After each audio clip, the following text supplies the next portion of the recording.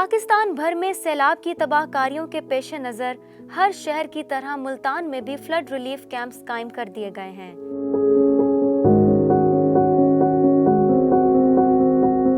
इमदादी camps कायम करने का मकसद सैलाब ज़दगान के लिए ज़रूरियात ज़िंदगी की अशिया और इमदादी सामान जमा करना है।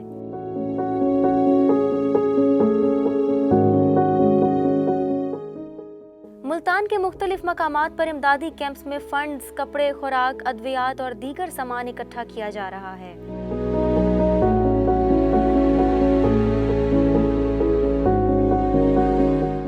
इमदादी कैंप्स के शिरका में मुल्तान की समाजी तंजीमों के साथ साथ तालीमी इदारों के तलबा भी शामिल हैं।